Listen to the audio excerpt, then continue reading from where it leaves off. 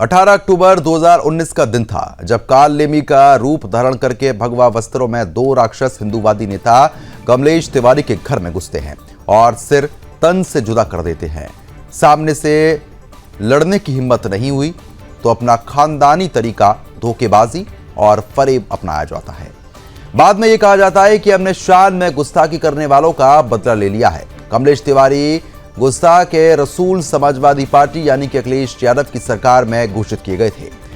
अब तुष्टीकरण में सनी उस सत्ता में मात्र एक शब्द पर कमलेश तिवारी के खिलाफ रासुका जैसी धाराएं लगाई गई थी। यह बताना जरूरी है कि रासुका उसी पार्टी ने लगाई थी जो आज संभल और बरेली के दंगाइयों पर एक्शन लेने के बाद आग बबूला हो जाती है और उनको मासूम कहने में भी संकोच बिल्कुल नहीं करती। तालिबानी अंदाज में हुई कमलेश तिवारी की हत्या के बाद पूरा गिरोह साजिश में शामिल पाया जाता है। गुजरात से लेकर उत्तर प्रदेश तक ताबड़तोड़ गिरफ्तारियां भी हुई। जब जनाक्रोश को देखकर ऐसा माना जा रहा था कि यह हत्यारों को देश जल्द से जल्द देश फांसी पर लटकता हुआ देखेगा, लेकिन दुर्भाग्य ऐसा है कि ऐसा कुछ भी नहीं हुआ। न्यायपालिका में होने वाली जगजाहिर देरी का फायदा उठाकर जमीयत उलेमा और अन्य इस्लामिक संगठन सीना ठोककर कातिलों के साथ खड़े हो गए। उन्होंने हत्यारों को आर्थिक से लेकर कानूनी मदद दिलानी शुरू कर दी। इसी के चलते कई हत्यारे जमानत पा चुके हैं और बचे कुछ इसी उम्मीद में हैं कि वो भी जल्द ही कानून की बारीकियों का फायदा उठाकर रिहा तो हो जाएंगे। बता दें कि कमलेश तिवारी की पत्नी किरण तिवारी पर केस वापसी से लेकर गवाही ना देने जैसे तमाम दबाव डाले गए थे।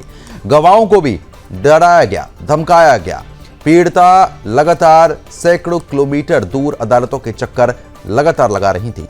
मतलब अपराधी मस्त और पीड़ित पस्त। इस संघर्ष में किरण तिवारी अकेली है। सुदर्शन न्यूज उनके साथ पहले दिन से उनके साथ कंधे से कंधा मिलाकर लगातार खड़ा रहा और आज भी खड़ा हुआ है। लेकिन दुख की बात तो यह है कि ज्यादातर अन्य संगठन उनका साथ अब छोड़ चुके हैं।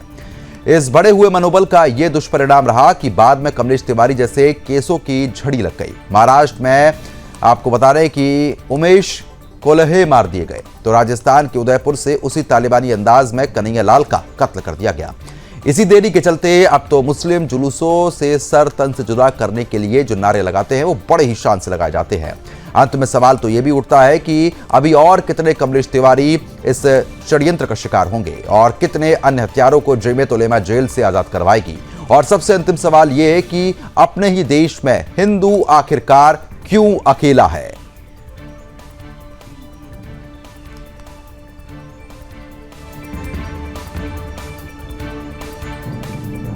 कि कमलेश तिवारी की जिस तरीके से हत्या की गई थी उसके बाद से ही सुदर्शन न्यूज उनके परिवार के साथ खड़ा रहा और उनको न्याय दिलाने के लिए हर संभव प्रयास जो है वो सुदर्शन न्यूज ने यहां पर किया। आपको बता रहे हैं कि धर्म योद्धा डॉक्टर सुरेश चौहान जी ने भी अपने खास शो और साथ ही साथ कई मंचों से यह अपील की है कि हम उनको न्याय दिलाएंगे। न्याय के लिए मांग भी की गई है। उनकी तरफ से क्या कुछ कहा गया था वो भी आपको सुनवाते हैं। गुस्ताखी के नारे तुमने, जहां तुमने जिहादी तुमको कह रहा हूं, गुस्ताखी के नारे तुमने दंगे का हथियार बनाया। श्रद्धानंद से कमलेश तिवारी करड़ों का शिकार बनाया। कितने मारे गए हैं, कितने नाम लूं, लेकिन इसलिए कहता हूं कि श्रद्धानंद से कमलेश तिवारी करड़ों का शिकार बनाया। तुमको अब भी संरक्षण है, ध्यान रखना, ये और किसी देश में नहीं है। तुमको अब भी संरक्षण है, भारत में मिल जाता है। भाईचारे के नाम पे देखो मुंह सभी का सिल जाता है। खाकी वर्दी तुमसे, वैसे तो तुम्हारे पीड़ित कई है, लेकिन खाकी वर्दी तुमसे हर दिन खून में सनती है। तुष्टीकरण की खिचड़ी फिर भी थोक भाव में मिलती है। सिर तन से जुदा के नारे हर दिन हो गया है।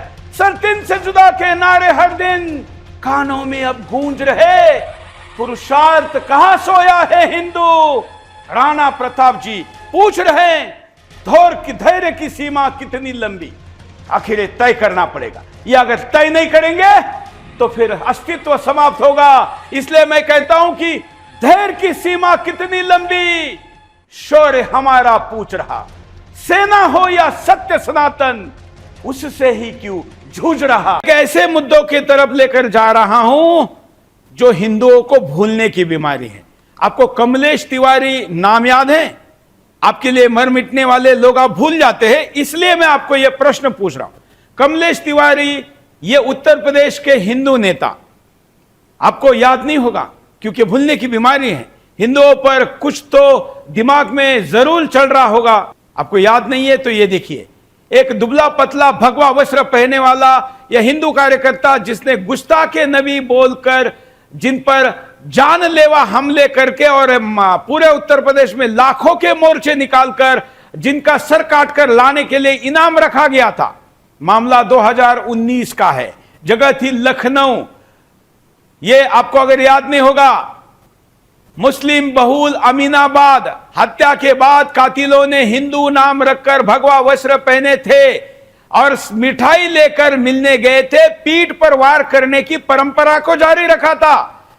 ठीक वही हरकत जो मुगलों ने अपने बाप दादाओं के साथ भी की, या छत्रपति शिवाजी महाराज को मिलने जाते थे, राजाओं को मिलने जाते थे, तब भी करते थे। पुलिस केस हुए, कई गिरफ्तारियां हुई, ऐसा लग रहा था कि जल्दी ही हत्यारों को फांसी हो जाएगी। हमने ही सबसे ज्यादा आवाज उठाया था। फांसी के फंदे पर झूलते हत्यारे देखने की प्रतीक्षा तो दूर, लेकिन अब उन सभी को धीरे धीरे करके जमानतें मिल रही है, सब जेल के बाहर आ रहे हैं, मौज कर रहे हैं और डींगे हाँक रहे कि हमारा कोई कुछ बिगाड़ नहीं पाया। अब बताइए, अगर न्याय व्यवस्था ऐसी रहेगी, इतने सबूत होने के बाद, सीसीटीवी के होने के बाद, कबूल करने के बाद, तो फिर न्याय हाथ में लेकर मांगना पड़ेगा क्या? यह मुझे सरकार और न्याय तंत्र को प्रश्न पूछना है। सोचिए, जहां न्याय की उम्मीद दादा लगा के बैठे हैं, पोते के समय आता है लेकिन न्याय नहीं मिलता है। हत्यारों को फांसी मिलना तो दूर, आज कमलेश तिवारी का ही परिवार अपनी जान बचाने के लिए परेशान है। इस्लामिक संस्थाएं कातिलों की जबरदस्त पैरवी अदालतों में लाखों करोड़ों रुपए देकर कर रही है। इस पैरवी का असर है कि अधिकतर हत्यारे छूट चुके, थोड़े बहुत लोग जेल में अभी कुछ बचे हैं, वो भी जमानत पर अब आने ही वाले हैं। लगातार हम आपको बता रहे थे कि कमलेश तिवारी की जिस तरीके से हत्या की गई, उसके बाद से लगातार न्याय के लिए कई साल बीत चुके हैं, लेकिन अब तक उनको न्याय नहीं मिल पा रहा है। पंडित नीलकंठ त्रिपाठी की तरफ से भी क्या कुछ कहा गया है, हम आपको वो भी सुनवा देते हैं। बहुत दुख के साथ कहना पड़ रहा है कि हमारे सनातनी से कमलेश तिवारी, उसकी 2019 में हत्या कर दी गई थी और उसके आरोपी हत्यारे जो है पकड़ाए गए हैं, पर उनके ऊपर अभी भी कोई कड़ी कार्रवाई नहीं हो पाई है। बड़ा दुख के साथ कहना पड़ रहा है कि हमारे यहाँ की जो कानून व्यवस्था है, भारत देश की कानून व्यवस्था इतनी ढीली है, पर वो केवल हिंदुओं के लिए, सनातनियों के लिए, ब्राह्मणों के लिए, अन्य धर्म के लिए नहीं, अन्य धर्म के लिए बहुत एक्टिव है। जमियत उलमा हिंद नाम की जो संगठन है, वो ऐसी हत्यारों के फंडिंग करती है, उनकी केस लड़ती है, चाहे वो आतंकवाद हो, चाहे कोई भी, जबकि पता है कि हत्यारा है, उसके बाद भी उसका केस लड़ रही है। पर हमारे कमलेश तिवारी का केस लड़ने के लिए कोई संगठन अभी तक आगे नहीं आया है। उनकी पत्नी अकेले वो केस लड़ रही है, कोई वहाँ का सामाजिक संगठन उनका साथ नहीं दे रहा है। ये भी बहुत बड़े दुर्भाग्य की बात है। तो मैं यहाँ के न्याय व्यवस्था, कानून व्यवस्था से, प्रशासन से निवेदन करता हूँ कि कमलेश तिवारी के हत्यारे को कड़ी कार्रवाई दे, फांसी की सजा उनको दे। जय श्री महाकाल। बहुत दुख के साथ कहना पड़ रहा है।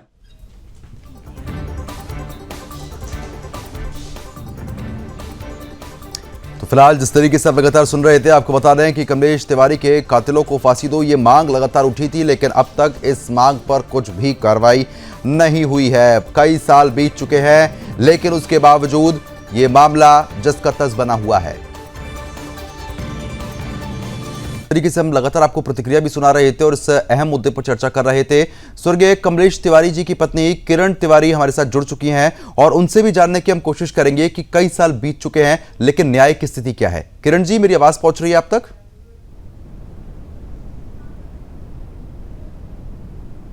और भी खास मेहमान लगातार हमारे साथ बने हुए हैं। शोएब सिद्दीकी भी हैं, कपिल श्रीवास्तव भी हैं और बीजेपी प्रवक्ता जो हैं वो भी हमारे साथ जुड़ चुके हैं, उनका भी रुख करेंगे। लेकिन सबसे पहले किरण जी, मैं आप ही का रुख करूंगा। एक बार माइक को आप अनम्यूट कर लीजिए। और क्योंकि देखिए कई साल बीत चुके हैं यहां पर, लेकिन अब भी न्याय आपको नहीं मिल पा रहा है। किन किन कठिनाइयों का आप सामना कर रहे हैं? क्योंकि सुदर्शन न्यूज लगातार इन मामलों को उठाता बीते कई साल से आया है। कमलेश तिवारी जी का जो मामला है उसको भी सुदर्शन न्यूज ने प्रमुखता के साथ उठाया था, लेकिन बहुत साल बीत गए हैं। क्या कुछ कहना चाहेंगे आप? किरण जी, मैं रोकना चाहूंगा, आपकी आवाज नहीं पहुंच पा रही, एक बार माइक को आप अनम्यूट कर लीजिए।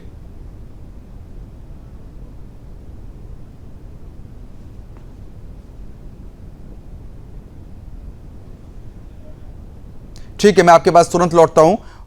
और भी खास मेहमान लगातार हमारे साथ बने हुए हैं, सपा प्रवक्ता भी हैं, बीजेपी प्रवक्ता भी लगातार हमारे साथ बने हुए हैं।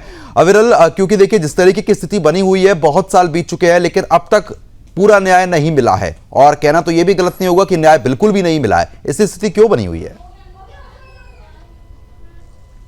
जी नहीं, निश्चित रूप से बहुत दुखद है। और उसके साथ साथ जहां तक विषय पर्टिकुलरली न्याय का, न्याय मिलना सबका अधिकार है। और जहां तक विषय है स्वर्गीय कमलेश तिवारी जी का, तो निश्चित रूप से उन्होंने हिंदुत्व के लिए निरंतर कार्य किया और हिंदुत्ववादी नेता के रूप में निश्चित रूप से सनातन की सेवा करने का अभूतपूर्व कार्य उनके द्वारा किया गया। और जहां तक विषय है, एक तरीके से उनकी हत्या की गई, वो शहीद हुए। मैं समझता हूं पूर्ण रूप से सनातन समाज, प्रत्येक व्यक्ति उनके साथ आज भी है, ठीक है, कल भी था, भविष्य में भी रहेगा। लेकिन ये मामले बिल्कुल, लेकिन कहीं ना कहीं विरल जी बात ये खड़ी होती है कि लोग भूल जाते हैं, ये परिस्थिति जब तो बनती है। किरण जी, अब मेरी आवाज पहुंच रही है? हाँ जी बिल्कुल। किरण जी, क्योंकि देखिए बहुत साल बीत चुके हैं लेकिन न्याय अब तक नहीं मिल पाया है। सबसे पहले आपकी इसी पर प्रतिक्रिया लूंगा, क्योंकि बहुत साल हो गए हैं, आप लगातार लड़ाई लड़ रही हैं, लेकिन अभी स्थिति कैसी है?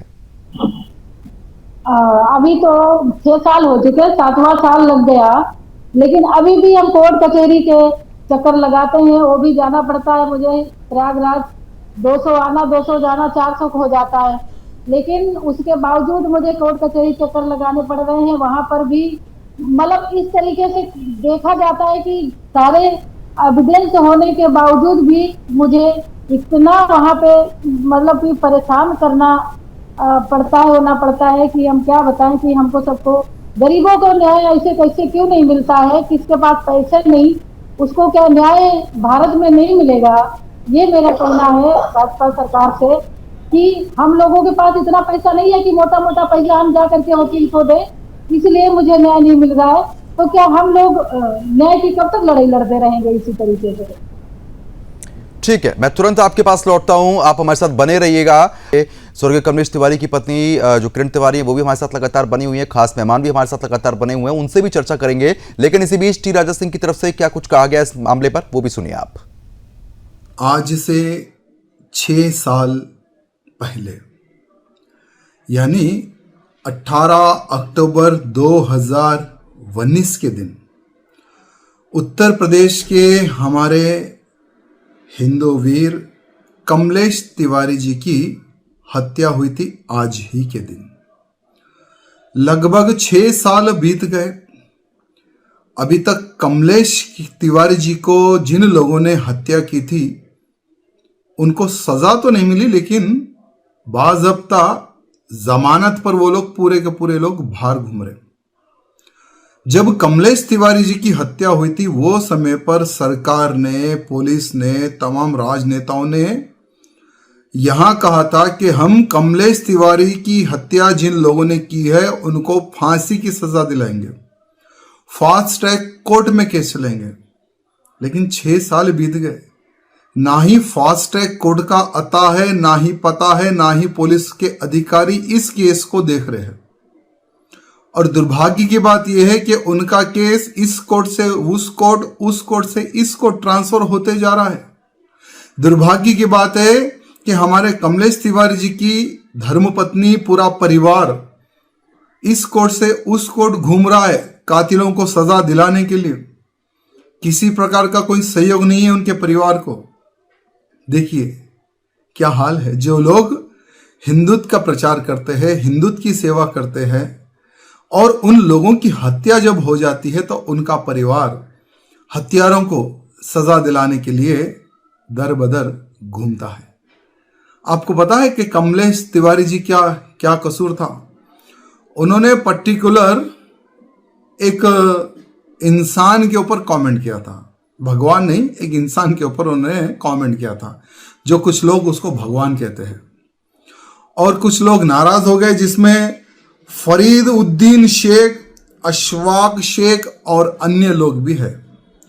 और इनको जमीयत उलेमाए हिंद, जो कि एक टेररिस्ट ऑर्गेनाइजेशन है, फाइनेंशियली, फिजिकली बड़े बड़े एडवोकेट इन हत्यारों के पीछे खड़ा कर दिया है। लेकिन आज कमलेश तिवारी जी के परिवार के साथ कौन है, सोचने की आवश्यकता है।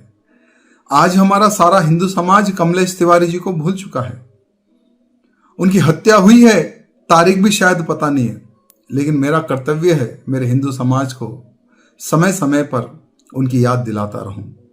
उत्तर प्रदेश के हमारे मुख्यमंत्री से निवेदन है कि कमलेश तिवारी जी के परिवार पर थोड़ा ध्यान दें और फास्ट ट्रैक कोर्ट में केस चलाए और उन हत्यारों को फांसी की सजा दिलाए। यही मैं हमारे मुख्यमंत्री जी से। चलिए ठीक है, जिस तरीके से लगातार आप सुन रहे थे, जहां पर टी राजा सिंह की तरफ से भी यही मांग उठाई गई है। अब खास मेहमानों को अब लगातार रुक कर लेते हैं। बने हुए हमारे साथ किरण तिवारी जी, कमलेश तिवारी की पत्नी हैं।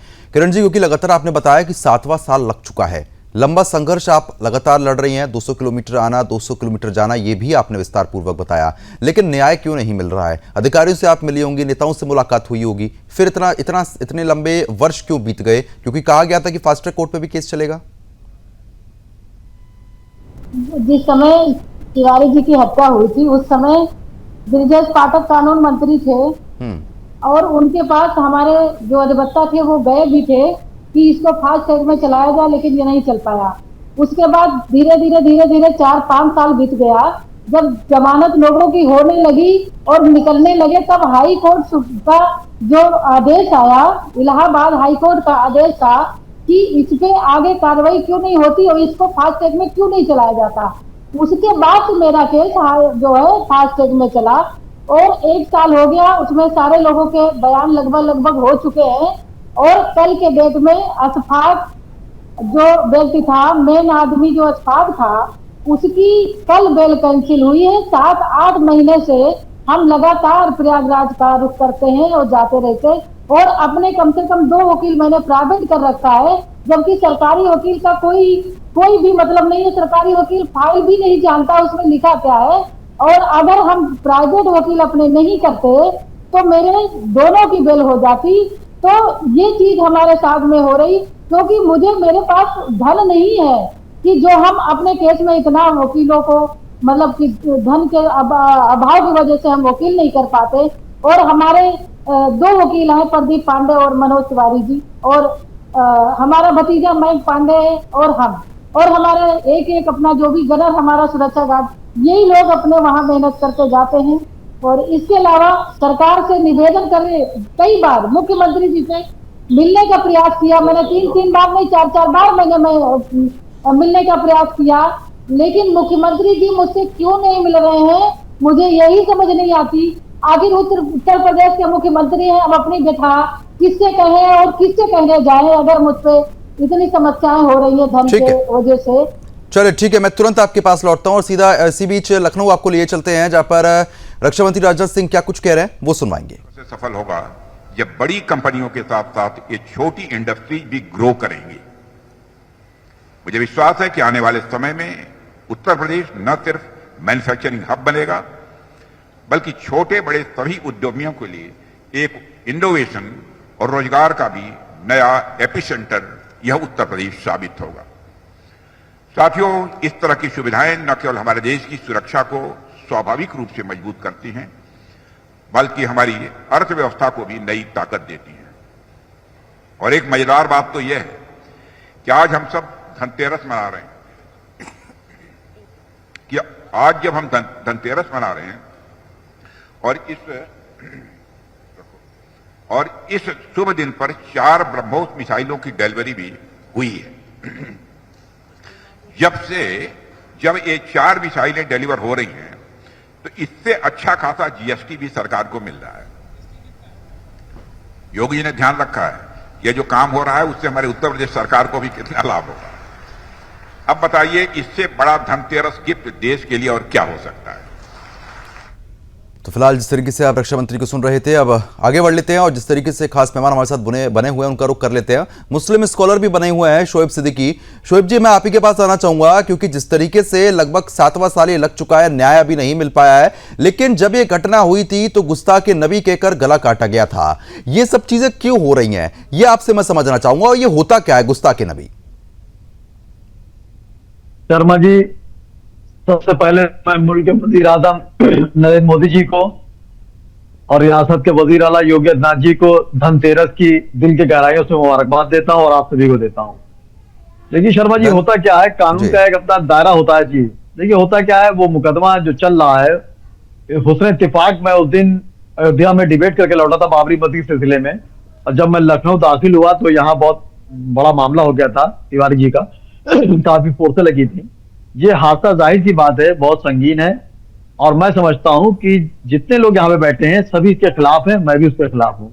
लेकिन सर देखिए शर्मा जी, होता क्या है, कानून की अपनी प्रक्रिया होती है, और जाहिर सी बात है, अभी पीड़िता ने बहुत अच्छी बात कही, मुझे अफसोस भी लगा कि उन्होंने कहा कि मैं मुख्यमंत्री से समय मांग रही, मिल नहीं पा रहा, जबकि हमारे मुख्यमंत्री हमेशा गरीबों के लिए हमेशा मंदिराम पर आते हैं और हमेशा गरीबों की बात सुनते भी हैं। शोएब जी, और आपकी मुझे खास उम्मीद बात है, कि आप बड़ी बेहतर तरीके से बात घुमाते हैं। सवाल का जवाब आपको नहीं देना है, लेकिन आपने उसके पीछे की पूरी तारीफ, क्या कुछ घटनाक्रम है वो बता दिया। ये बता दीजिए ना, गुस्ताख नबी क्या था और इसके पीछे की सजा क्या है, ये भी तो बताइए ना। सुनिए, पहले सुनिए, पहले पीड़िता की बात सुनिए, मैं बताऊंगा, क्यों नहीं बताऊंगा मैं। तो मैं समझता हूं मुख्यमंत्री जी को इनको समय देकर बात करनी चाहिए, और जाहिर सी बात ये मामला बड़ा था, इसको फास्ट ट्रैक में शुरू से ही चलना चाहिए था। जो अभी पीड़िता ने बताया कि अब फास्ट ट्रैक में चल रहा, जबकि आपने बात की थी फास्ट ट्रैक में नहीं चल रहा। इसीलिए मैं कहता हूँ थोड़ा सा जानने के बाद ही कोई बैठे यहाँ पे तो बेहतर होता है। देखिए गुस्ताखे नबी, जिस तरह भी एक साहब ने बताया, गुस्ताखे नबी जो आई लव मोहम्मद चल रहा था, ये मामला भी आपने देखा है, कानपुर से निकल के पूरे वर्ल्ड तक फैल रहा था, और बाद में प्रशासन के बाद कहना पड़ी कि आई लव मोहम्मद पे एफआईआर नहीं लिखी गई थी, वहां कोई मामले ऐसे बढ़ ना जाते, झगड़ा ना हो जाता, इसलिए आई लव मोहम्मद पे ही मामला हुआ है। और मेरा हिंदू भाई जो है 70% मोहम्मद को मानता है, मजारों पे जाता है, उनकी मुरादें पूरी होती हैं। तो समुदाय की जहां तक बात है, हमारे हत्या पास जिसने खुद की, इतने देवी उसको देवता सजा हैं, हमें मिलना क्या चाहिए। जरूरत है मज़ारों पे जाने की। आपसे सिंपल सा एक जब सवाल पूछा है, आप क्यों घुमा दे रहे हैं बात को शोएब जी? गुस्ताख नबी क्या है और क्यों गला काटा गया, ये बताइए ना, उसकी सजा क्या है? देखिए ये 7 साल से जुदा की बात कौन से संविधान में लिखी है, ये तो बताइए। सुन लिए, देखिए, पर आप टोके तो मैं बात दे पाऊंगा। अब आप इतनी लंबी कहानी खींच देते हैं, तो फिर आप और भी मेहमान है ना, उनके पास भी जाना है। देखिए आप पहले मेहमान बुलवा लिए, आप देखिए नहीं, ठीक है, आप कम शब्दों में बता दीजिए। देखिए गुस्ताखे नबी हो या गुस्ताखे राम हो, ये अच्छी चीज नहीं है, ये आप जानते हैं। गुस्ताखे राम तो कभी कोई बोलता ही नहीं है ना, गुस्ताखे नबी तो बोल के करा जा रहा है। मैं कहीं नहीं रहा। देखिए सबसे पहले मैंने धनतेरस की मुबारकबाद दी, आप ये देखिए, पहले इसको कहते हैं संविधान, इसको कहते हैं मुल्क में वफादारी। आप हमेशा जो है पॉइंट माइनस के निकालते हैं। देखिए मैं कमलेश तिवारी के साथ हूं, मैं इसलिए नहीं कह रहा हूं, आपको सामने कह रहा हूं, उनके साथ इंसाफ होना चाहिए, जो भी कातिल है उनको सजा मिलनी चाहिए, सजाए मौत मिलनी चाहिए। कानून का गुस्ताखे नबी की सजा क्या है, बस आप ये बताइए। देखिए गुस्ताखे नबी, मैंने कहा ना, किसी भी धर्म में किसी भी बड़े धर्म गुरु को आप कुछ नहीं कह सकते हैं। गुस्ताखे नबी की शान में अगर आप कुछ कह रहे हैं तो अच्छी बात है, नहीं कह रहे हैं गलत है। कोई भी हो, राम के बारे में कोई अच्छा कह रहा है अच्छी बात है, गलत कह रहा है वो गलत है, उसको सजा होनी चाहिए। इसमें कौन सी नई बात है भाई? गुस्ताखे नबी कोई नहीं कहता है। ये तो ट्रायल चल रहा है, ट्रायल के बाद मैं रिजल्ट बताऊंगा ना कि ट्रायल में ठीक है, मैं आप नहीं, आप बेहतर तरीके से जानते हैं बात घुमाना। ठीक है, मैं आपके पास तुरंत लौटता हूं। चलिए ठीक है, मैं आऊंगा आपके पास। कपिल श्रीवास्तव भी लगातार बने हैं, कपिल जी का भी रुख करेंगे। किसी ब्रेक पर जाने से पहले लगातार हम चर्चा कर रहे थे, अब इस चर्चा को आगे बढ़ा लेते हैं। खास मेहमान हमारे साथ लगातार यहाँ पर बने हुए हैं, सपा प्रवक्ता कपिल जी लगातार बने हैं। कपिल जी, क्योंकि देखिए जिस तरीके से शोएब सिद्दीकी तो इस बात का जवाब यहाँ पर नहीं दे रहे हैं कि गुस्ताखे नबी की सजा क्या है, लेकिन जब आपकी सरकार थी तो उस वक्त भी कमलेश तिवारी जी के ऊपर आपने रासुका लगा दी थी। अब आप तो बता दीजिए ना कि ऐसी क्या परिस्थिति बन गई थी और गुस्ताखे नबी की सजा क्या है और ऐसा क्या उन्होंने कर दिया था? देखिए, समाजवादी पार्टी ने जब रासुका लगाई थी तो इसी वजह से लगाई थी कि वो उकसावे का बयान दे रहे थे, भारत में द्रोह हो सकता था। ऐसी अराजक स्थिति से बचने के लिए किसी सरकार को जो विधिक उपाय हैं वही करने चाहिए, वो समाजवादी पार्टी ने किया। लेकिन जो गैर विधिक उपाय करने वाले सरकार है उसके लिए तो आप कुछ पूछ ही नहीं रहे। कमलेश तिवारी की हत्या योगी के पहले शासनकाल में हुई थी और हम लोगों ने तो उनको पुलिस की सुरक्षा मुहैया कराई थी। जब तक समाजवादी पार्टी की सरकार थी, कमलेश तिवारी को 6 गनर मिले हुए थे, 6 गनर उत्तर प्रदेश सरकार की। लेकिन योगी सरकार इनके मृत्यु के कुछ पहले ही इनके सारी सिक्योरिटी हटा ली। तो सबसे बड़ा तो षड्यंत्र यही दिखता है कि आखिर ये कौन सी बात थी ऐसी कि योगी सरकार को कमलेश तिवारी, जो एक हिंदूवादी नेता थे, जो एक तेज तर्राक नेता थे, जिनके जो हिंदू धर्म की रक्षार्थ आप लोगों के अनुसार बहुत ज्यादा काम कर रहे थे और भाजपा के अनुसार, तो उनकी सिक्योरिटी हटाई क्यों गई? ठीक है, दूसरी और तरफ उस ठीक है सिक्योरिटी कपिल जी, के हटाने लेकिन के बाद- आपने जिस नहीं, तरीके से कहा, आपने एक बात तो आपको बस टोकना चाहूंगा, आप जिस तरीके से ये कह रहे हैं कि ठीक है हमने रासुका स्टे लगाई क्योंकि भड़काऊ बयानबाजी हो रही थी, आप उनके लिए तो शब्द यहां पर इस्तेमाल कर रहे हैं, लेकिन जो हत्यारे थे उनके लिए आपने, आपकी पार्टी ने आज तक कुछ नहीं कहा कि उनको सजा मिलनी चाहिए, सिर्फ तिवारी जी के पीछे आप लोग क्यों पड़े? अभी तो आपने हमारे पूरे बयान को कंप्लीट ही नहीं होने दिया। दिक्कत इस बात की, जरा खत्म कर ले फिर लेते आप। ठीक है, आप बता दीजिए ना फिर। एक तो पौन घंटे से आप बैठा करके इंतजार करा रहे हैं, तो कम से कम सुनने का भी मादा रखिए। दूसरी चीज मैं आपको यह कह रहा हूं कि कोई गुनाहगार है या नहीं है, यह समाजवादी पार्टी या भारतीय जनता पार्टी या हम आप नहीं तय करते हैं, ये तो माननीय न्यायालय तय करेगी। और न्याय के अंदर विलंब अगर हो रहा है तो उसका भी कारण सरकार है, उससे प्रश्न पूछा जाना चाहिए कि उसने एस्पेराइड क्यों नहीं किया।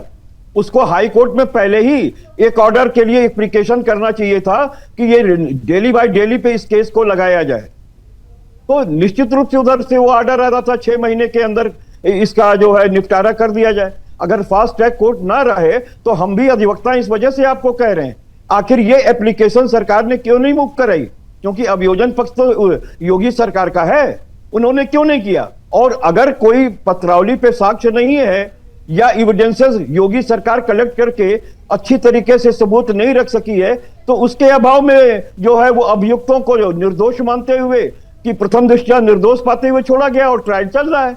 तो सबसे बड़ी चीज ये है कि हम तो कहते हैं कि जिसने भी कमलेश तिवारी की हत्या की है उसको बिल्कुल फांसी की सजा होनी चाहिए, लेकिन यह तय करने का काम हमारी अदालतें करेंगी और सरकार पर प्रश्न उठाना चाहिए आप लोगों को। आप लोग मुखर होकर के भारतीय जनता पार्टी से क्यों नहीं पूछते? नहीं, अगर सवाल, अगर आप सरकार की बात कर रहे हैं तो ये मुद्दा हमने इतने साल बाद उठाया ना, फिर से उठाया। अगर ऐसी कोई बात होती तो ये मुद्दा उठाते ही नहीं। लेकिन आपने जो अभी जिक्र किया कि भाई कार्रवाई सरकार की तरफ से और कोर्ट की तरफ से जो लचल स्थिति बनी हुई है, अब वो समय भी आप याद कीजिए ना, मुख्तार अंसारी का इतने लंबे समय तक गवाहियां चलती रहती थी, वो समय आप लोग क्यों भूल जाते हैं जब तो आप ही लोग थे? सरकार से कहिए ना कि इनकी दवाई भी कर ले।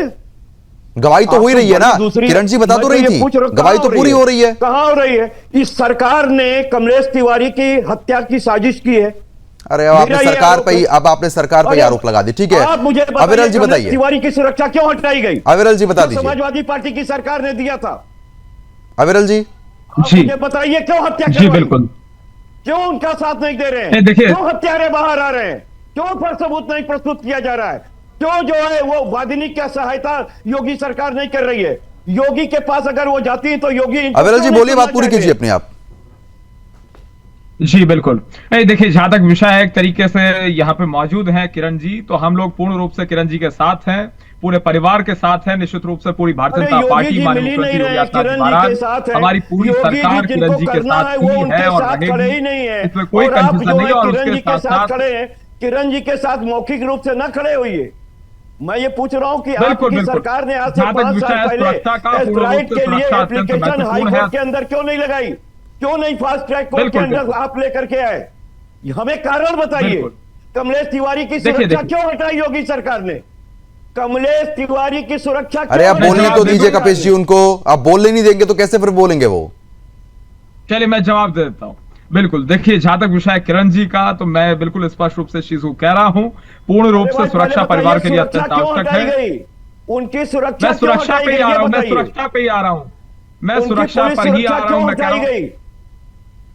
देखिए ठीक है, जल्दी से आप अपनी बात पूरी कीजिए, फिर एक छोटे से ब्रेक पे, यहाँ पर ब्रेक करके लिए भी रुकना है, जल्दी बात पूरी कर लीजिए। जी आपसे तो मेरा सवाल भी नहीं था, सवाल मुस्लिम स्कॉलर जो यहाँ मौजूद हैं उनसे मेरा है, और ये सवाल रहेगा डंके की चोट पर। ये कौन से संविधान के कौन से अनुच्छेद में, कौन से आर्टिकल में लिखा हुआ है कि सर तन से जुदा कर दिया जाए? ये कम से कम ये बता दें। शोएब सिद्दीकी यहाँ बैठे हैं, इन्हें बताना चाहिए कॉन्स्टिट्यूशन ऑफ इंडिया में कहां प्रोविजन है कि सर तन से जुदा कर दिया जाए। ये अपराध कमिट करने, ठीक है, इसका जवाब लेंगे। ठीक है, एक छोटे से ब्रेक यहाँ पर रुक रहे हैं। ठीक है, इसका जवाब तुरंत लेंगे। स्वर्गीय कमलेश तिवारी जी की पत्नी जो है किरण तिवारी लगातार हमारे साथ बनी हुई है। किरण जी, क्योंकि देखिए अब सपा प्रवक्ता जिस तरीके से आप लोगों के लिए लगातार खड़े होते हुए यहाँ पर नजर आ रहे हैं, लेकिन उन्हीं की पार्टी ने उस समय रासुका लगाई जब वो समय था, जो परिस्थितियां आपके सामने बनी थी। समाजवादी पार्टी के समय पर क्या कुछ कठिनाइयां आपको झेलनी पड़ी थी? क्योंकि या तो कपिश जी कह रहे हैं कि भाई हम तुम्हारे साथ हैं और सब परिस्थितियों में खड़े हुए हैं, वो भी आप दौर बताइए एक बार।